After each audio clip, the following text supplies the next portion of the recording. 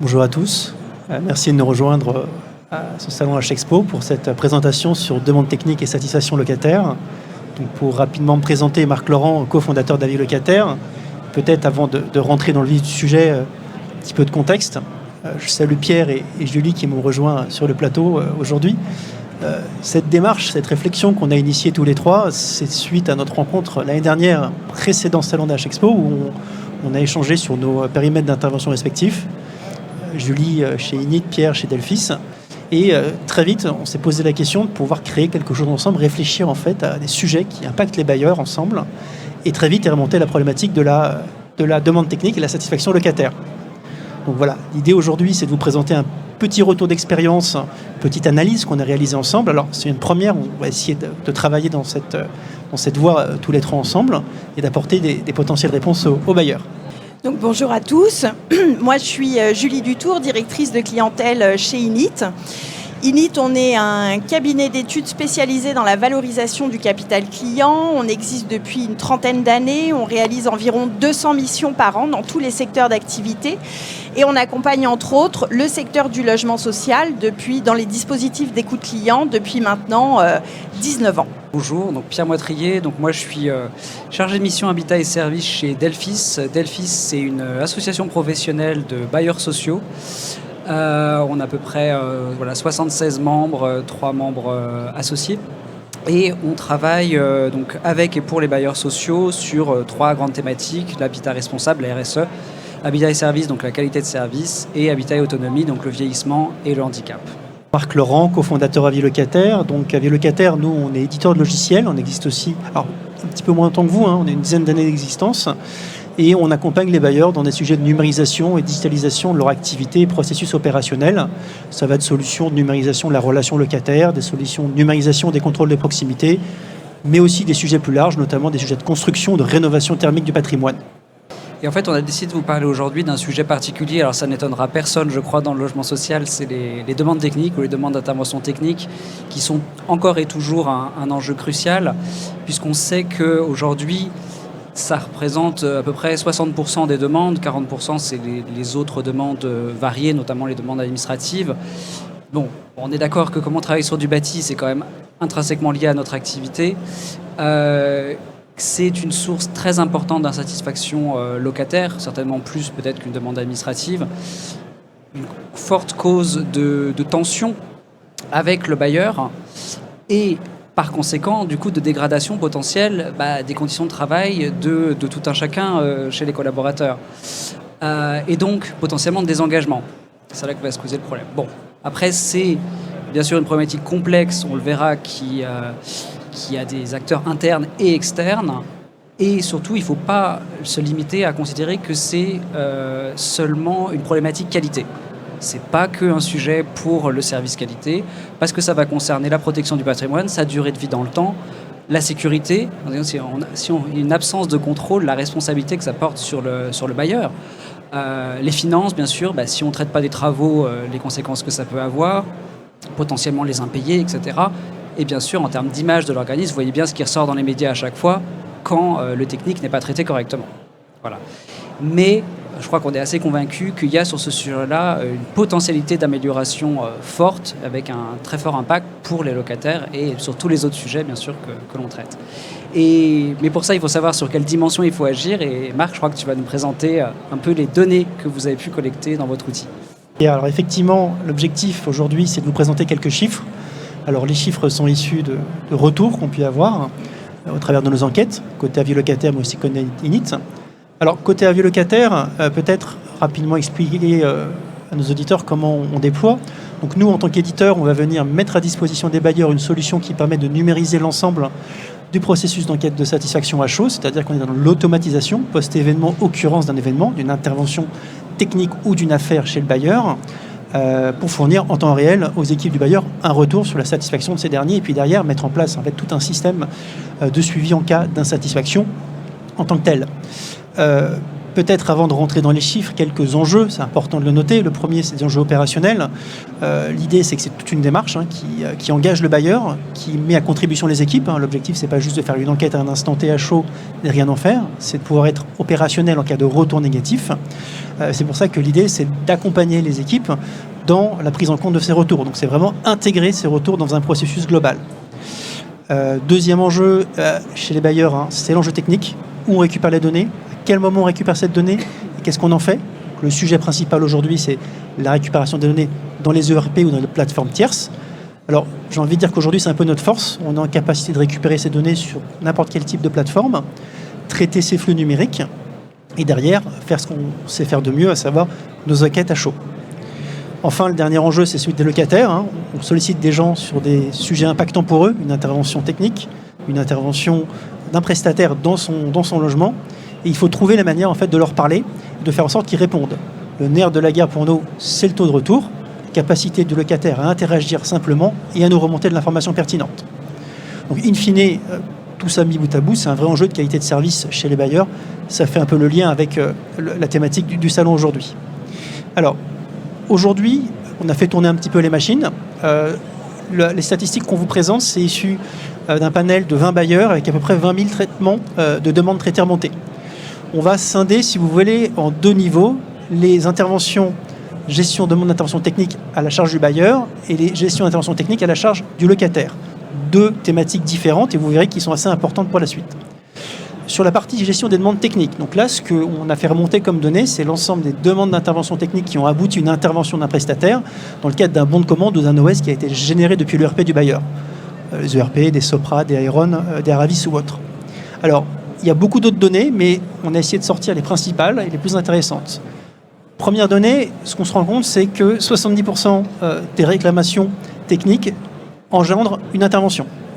Deuxième niveau, c'est qu'on a un taux de satisfaction moyen de 71%. Voilà un petit peu les deux grandes données qu'on a pu ressortir. On a essayé ensuite de vous ressortir les grands plus et les grands moins. Sur les plus, ce qui ressort dans un premier temps, c'est le taux de satisfaction sur l'échange téléphonique que les collaborateurs ont fourni aux locataires. Et le deuxième, c'est sur les informations fournies par les équipes bailleurs aux locataires. Donc, ce qu'on en ressort, c'est que l'intervention bailleur, de manière globale, est plutôt bien notée. Le travail des équipes bailleurs est quand même bien apprécié par les locataires. Sur les moins, 3 niveaux d'intérêt. Le premier, c'est le délai d'intervention trop long. 33% de locataires ayant répondu se déclarent très insatisfaits, c'est-à-dire le temps entre le moment où un locataire, on le notifié par le bailleur d'une intervention à venir par le prestataire doit se mettre en relation avec le locataire pour l'intervention, ce temps est beaucoup trop long. Le deuxième niveau, c'est celui de l'information par le prestataire sur quand est-ce qu'il va intervenir. 33% de très insatisfaits. Et enfin, statistique très négative, et on a été effectivement aussi un peu étonné, c'est le taux de très insatisfaits suite à l'intervention du prestataire en lui-même. C'est-à-dire le prestataire, son intervention génère 43% de très insatisfaits. Alors, de cette slide, en fait, qu'est-ce qu'on peut en tirer? C'est, je pense, dans un premier temps, que l'action du bailleur est dans son ensemble plutôt bien acceptée, en tout cas, représente un fort taux de satisfaction pour les locataires. En revanche, là où le bas blesse, c'est le suivi du prestataire, son intervention, la visibilité sur celle-ci. Deuxième grande axe d'analyse, c'est les demandes techniques à la charge du locataire. C'est-à-dire un locataire a fait appel au bailleur pour lui demander j'ai besoin d'une intervention, le bailleur a dit ce n'est pas à notre charge, c'est à la vôtre. Qu'est-ce qui en ressort? Alors, deux grands indicateurs, encore une fois. Le premier, que 20% des demandes de réclamation technique n'engendrent pas une intervention. Et le deuxième, c'est le taux de satisfaction qui, lui, est nettement moins important que l'autre, c'est-à-dire 61%. On vous a refait ici un diptyque avec les plus d'un côté et le moins. Les plus, encore une fois, c'est l'échange avec le collaborateur. Alors, le collaborateur qui explique au locataire que c'est à sa charge. On pourrait penser que cette explication engendre une insatisfaction. Ce n'est pas forcément le cas. On voit que 61% des gens sont relativement satisfaits de cet échange, même si, et c'est le moins, 33% des gens sont insatisfaits de l'explication et notamment de la compréhension sur la répartition des charges. Je pense que là, on touche un petit peu au cœur de la machine, c'est-à-dire l'explication, la communication et la responsabilisation in fine, en fait, des locataires sur qu'est-ce qui est à la charge d'un locataire versus qu'est-ce qui est à la charge de son bailleur. Alors, une fois qu'on a dit ça, qu'est-ce qu'on a dit? on a vu qu'il y a quand même des flux assez importants dans les deux sens, 70% et 20% sur l'ensemble des réclamations techniques. Les informations que nous fournit, à savoir les indicateurs à chaud, nous permettent d'avoir cette analyse.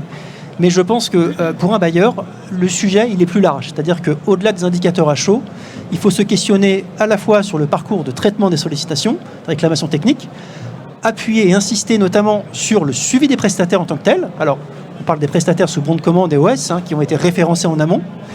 Il y a ici, c'est pas une boîte noire, mais pas loin, sur la capacité de ces derniers à intervenir, à se mettre en relation avec les locataires et à donner de la visibilité sur leur intervention qui manque.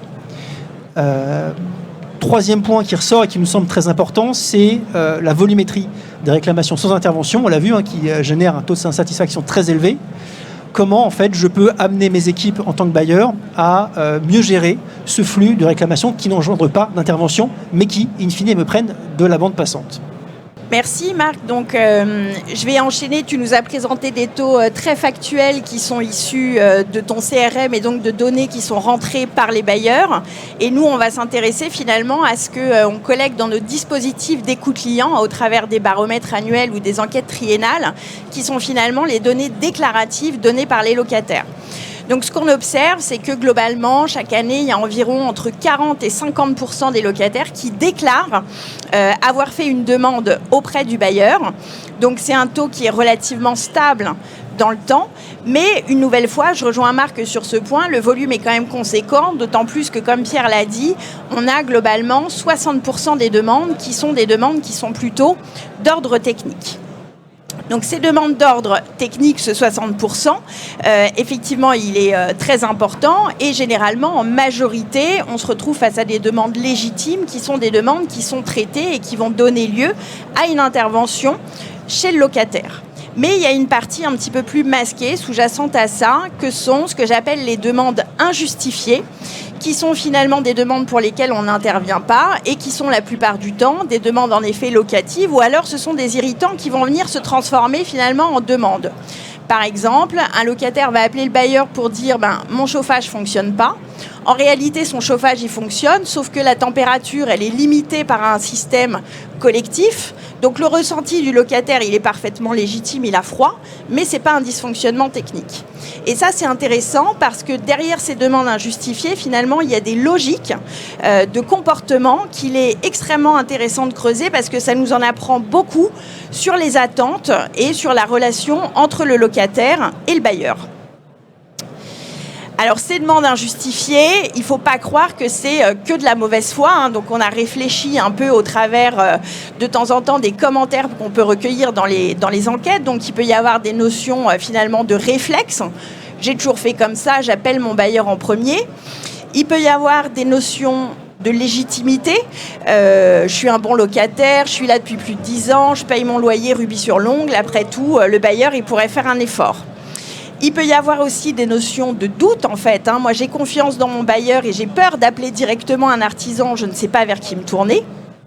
Il peut y avoir aussi, de temps en temps, une notion de confiance. Ça, c'est important. Et puis, on peut aussi retrouver des éléments plus relatifs au pari, finalement, où on se rend compte que le locataire, il va un peu tenter sa chance. Donc, il y a une pluralité, en fait, de comportements derrière ces demandes injustifiées. Et la problématique aujourd'hui, c'est qu'on a très peu de KPI qui permettent de quantifier les comportements, qui permettent de quantifier ces comportements et qui permettent de rajouter finalement du profil derrière chacun des locataires. Et ça, c'est une problématique parce que c'est la raison pour laquelle on ne peut pas apporter une réponse pertinente face à ces comportements.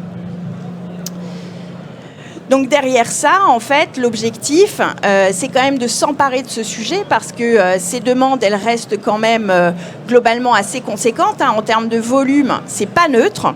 Et donc, l'objectif, c'est de venir travailler là-dessus parce que c'est perdant pour tout le monde. Finalement, on va aujourd'hui apporter des réponses aux locataires qui sont pas satisfaisantes et on va rentrer dans un schéma de frustration où finalement, et le locataire est frustré, pas content de la réponse qu'on lui a apportée, mais il y a aussi le collaborateur qui a passé du temps à répondre à une demande alors même qu'elle n'aurait pas dû exister. Donc finalement, l'enjeu, c'est plutôt de réussir à faire en sorte que ces demandes, elles n'existent pas, plutôt que de vouloir les clôturer à tout prix. Et pour ça, il faut réussir à se doter de clés de compréhension, en fait, qui vont nous permettre de trouver des leviers. Donc, c'est des approches de dispositifs d'études un peu plus hybrides. Par exemple, on peut se dire, on va faire une analyse et faire des études de sémio sur le livret du qui fait quoi, qu'est-ce qui est à la charge du bailleur et du locataire. Ou alors, on peut aussi avoir des études beaucoup plus axées sur le parcours pour finalement réussir à comprendre qu'est-ce qui fait que notre locataire, il en est arrivé à formuler une demande alors qu'a priori, elle était d'ordre locatif et qu'à un moment dans sa vie de locataire, il a eu l'information. Et donc, ces typologies d'études, c'est vraiment de réels leviers finalement qui vont nous permettre, d'améliorer la clarté de l'information et d'éviter qu'il existe des malentendus, et deux, en étudiant le parcours, de réussir à court-circuiter ces demandes, ou à minima, en tout cas, d'essayer de faire en sorte de réduire le volume de ces demandes qui sont injustifiées. Je crois que je vais aller vraiment dans ton sens, parce que on sait sur un sujet comme ça, sur les demandes d'intervention technique, il y aurait énormément de leviers qu'on pourrait activer. On pourrait, comme je l'ai mis, presque remonter même à la conception du bâti. On réfléchirait sur les matériaux, sur les équipements, mais là, ça serait remonté très loin. Mais peut-être se sur les éléments que vous avez réussi à sortir dans les différentes analyses de données que vous avez pu faire, et se dire que si on est sur le fait qu'on cherche à la fois à améliorer le traitement et le suivi des demandes, mais aussi de réduire ces sollicitations qui sont non pertinentes. Sur les sollicitations non pertinentes, par exemple, comme tu l'as dit, il y a effectivement la question de l'information. Quelle communication on a fait aux locataires ? Est-ce qu'on a véritablement réfléchi à la manière dont on communiquait sur ce sujet-là ? Et en fait, là, il y a véritablement un sujet, on va dire, on parlait de coûts cachés. Enfin, il y a même un gisement de temps qu'on pourrait utiliser de manière plus intéressante, plus utile. Et donc, du coup, peut-être que ça vaut le coup d'investir un peu plus sur le fait de refaire son livret locataire, se poser la question de à quel moment clé d'un parcours client qui existe déjà, j'agis. Est-ce que c'est au moment de la signature du bail ? Est-ce que c'est pendant l'état des lieux ? Est-ce que je dois faire des piqûres de rappel ? Est-ce que je dois faire des pieds d'immeuble pour faire de l'aller-vers, pour faire de temps en temps, même en invitant potentiellement les équipes techniques de venir répondre directement aux questions des locataires ? Parce que des fois, ils sont en retrait, ils ne sont pas en front office. Donc il y a toute une réflexion sur le parcours client, sur la manière dont on informe, sur les outils qu'on utilise pour informer, etc. Mais il y a aussi le côté, peut-être que ce n'est pas qu'un problème d'information. Peut-être que, comme tu disais, dans le doute, je ne sais pas vers qui me tourner. Ou alors, potentiellement, je n'ai pas suffisamment de ressources pour aller vers un artisan et je vais laisser couler le problème. Et on sait très bien les conséquences que ça peut avoir, une fuite qu'on ne corrige pas, etc. Bref. Et du coup, là, ça pose la question, à mon avis, du service que l'on veut apporter au locataire. Alors, soit, à minima, c'est peut-être orienter le locataire vers un prestataire de confiance avec lequel on aura négocié des tarifs, par exemple, ou carrément développer un service. Ça va être, on avait la régie à une époque qui faisait ça, mais ça pourrait être le multiservice. Voilà, on paye une somme tous les mois, etc. Mais on a le droit à avoir des interventions techniques sur ce qui relève de la charge locataire. Et après, il y avait l'autre question. On va rester sur celle-ci juste un instant, sur les demandes sur lesquelles il y a une suite d'interventions réelles. Et Marc, tu le disais, c'est énorme le nombre de personnes qui sont insatisfaites par l'intervention, mais pas insatisfaites, très insatisfaites. C'est quoi, 43%, c'était ça le chiffre ? Donc on voit bien qu'il y a une question d'action sur les prestataires, mais ça passe par comment est-ce qu'on les sélectionne, quelles clauses on met dans les contrats, comment est-ce qu'on gère ces marchés. Est-ce qu'il y a une communication entre la gestion locative et la gestion des marchés ? Voilà. Comment est-ce qu'on les contrôle ? Comment est-ce qu'on les évalue ? Des fois, on clôture des interventions sans être sûr qu'elles aient été faites. On paye des interventions, des fois, sans être sûr. C'est absurde. Et donc, du coup, si on va encore plus loin, c'est comment est-ce qu'on sensibilise les prestataires à sa démarche qualité ? Comment est-ce qu'on les implique dans sa démarche qualité ? Alors, ça commence ne serait-ce que partager les enquêtes ou les chiffres qu'on a de ces diverses enquêtes. Et après, c'est même les impliquer, faire de la co-construction de solutions, etc. Donc, pour conclure, en fait, c'est vraiment se dire qu'on réfléchisse sur ces outils, qu'on réfléchisse sur ces process, il ne faut pas le faire de manière indépendante. un outil peut être très bon, mais s'il n'est pas inclus dans une démarche globale, ça ne fonctionnera pas. Les équipes s'en serviront pas ou ne sauront pas correctement s'en servir, etc. Et si on a un process, il peut ne pas être connu par les équipes, ou alors il a pu être conçu, mais pas orienté client. Donc ça nous arrange bien, mais on voit bien toutes les conséquences que ça peut avoir derrière.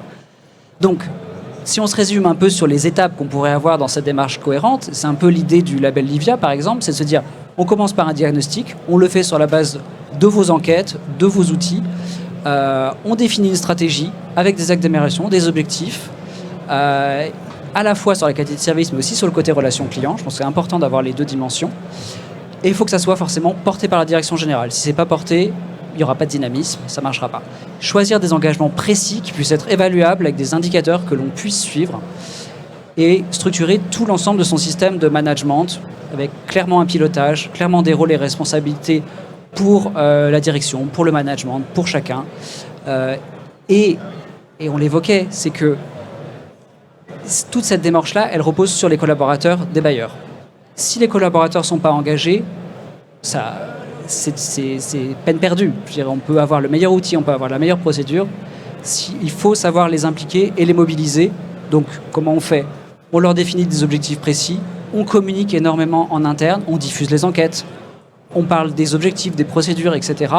Et surtout, on va aller un peu chercher les grains de sable diverses pour travailler, on va dire, les interfaces critiques, peut-être entre services, peut-être le processus qui ne fonctionne pas bien. Voilà. Donc, on a un dialogue sur le travail, dans le travail. Et donc, c'est à la fois cette dimension de culture client, mais aussi de réflexion sur la qualité de vie au travail.